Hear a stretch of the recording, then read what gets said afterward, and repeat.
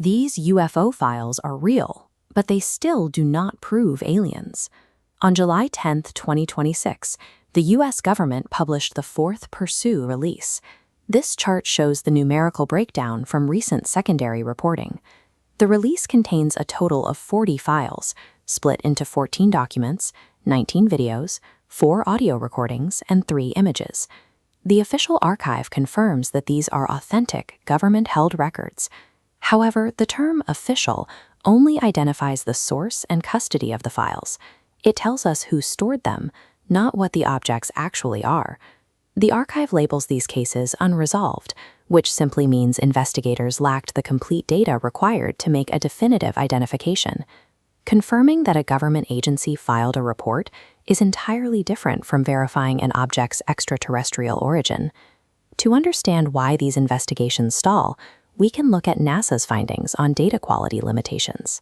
Missing metadata and incomplete environmental information prevent scientists from accurately reconstructing an event.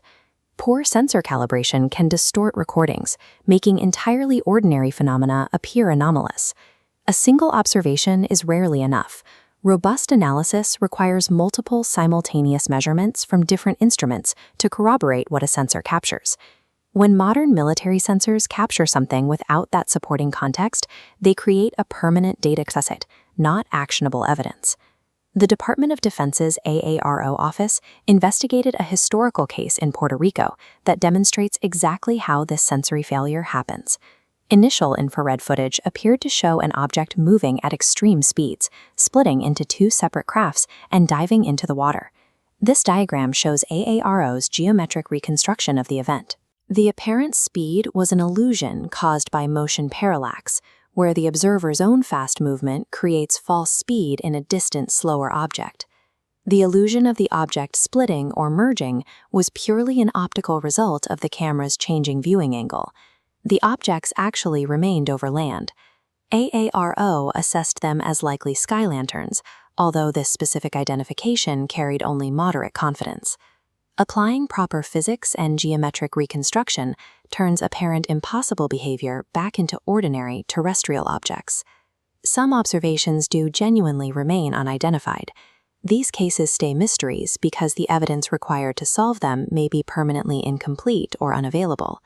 AARO states that their investigations have not verified any extraterrestrial beings, activity, or technology. However, a lack of verified extraterrestrial evidence on Earth does not prove that extraterrestrial life cannot exist elsewhere. The July 2026 files prove that official observations were recorded and remain unresolved. They do not verify alien spacecraft or impossible physical performance. An unresolved bureaucratic file is a record of missing information, not a confirmation of alien visitation. So what does an official unresolved UFO file actually prove?